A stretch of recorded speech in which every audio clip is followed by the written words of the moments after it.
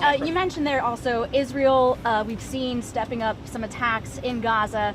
Has the president expressed his frustration with Netanyahu, and how does this impact the ceasefire negotiations? Well, look, the president enjoys a good working relationship with Prime Minister Bibi Netanyahu and stays in frequent communication with him.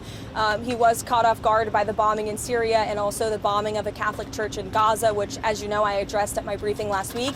And in both accounts, the president quickly called the prime minister to rectify those situations. And we saw Secretary Rubio intervene when it came to Syria. We saw a de-escalation there. And as for the bombing of the Catholic church in Gaza, the prime minister did put out a statement saying this was an accident and they deeply regretted that action on behalf of the state of Israel, following his conversation with the president. Karoline, has the White House taken a position on Maria Salazars' work visa bill? And ideally, what does the president want to see with a work program for aliens? Again, I know you asked me about that last week, and I regret to inform you my answer remains the same. I don't think that's the focus of the White House right now in terms of legislative priorities, but certainly I promise you we'll get a readout on the bill. But as I reiterated to you before, the president does not support amnesty for illegal alien criminals, and I think the tragic circumstance that took place in New York City this past weekend underscores the priority of this president to secure our homeland and to deport illegal alien criminals and public safety threats from our country and our community. That's this president's priority right now. Ideally, what does he want to see with the work program? Karoline? Americans have become more hesitant about President Trump's different ways that he's been conducting immigration. They think that it's going too far.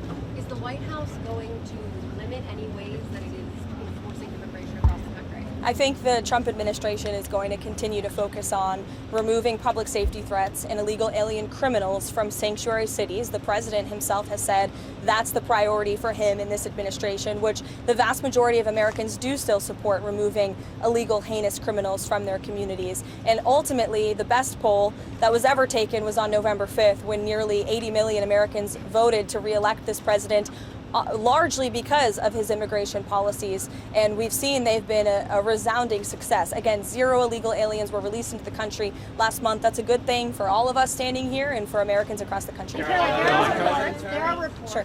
that President Trump or the FBI agents going through the Epstein files were told to flag President Trump's name if it came up. Is that something the president was aware of, or something that he directed those agents or the Department of Justice to do? I don't believe that's something the White House was aware of. You'd have to ask the FBI. Karoline. Is President Trump satisfied with how aid is being distributed in Gaza right now?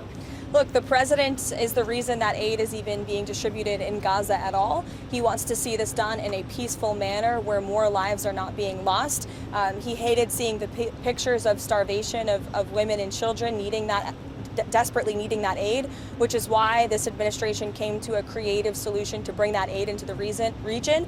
And we want to make sure that aid is delivered to people in need, but certainly does not end up in the hands of terrorists. I think both things can be done at the same time. Look, it's a very difficult and complicated situation, again, that the president inherited because of the weakness of the last administration. And I think he should be applauded and the administration should be applauded for coming up with a creative solution to get aid into the region. The president wants to see peace, and he's been pretty clear about that, and our national security team continues to work on this every single day, but of course it's a very complicated situation.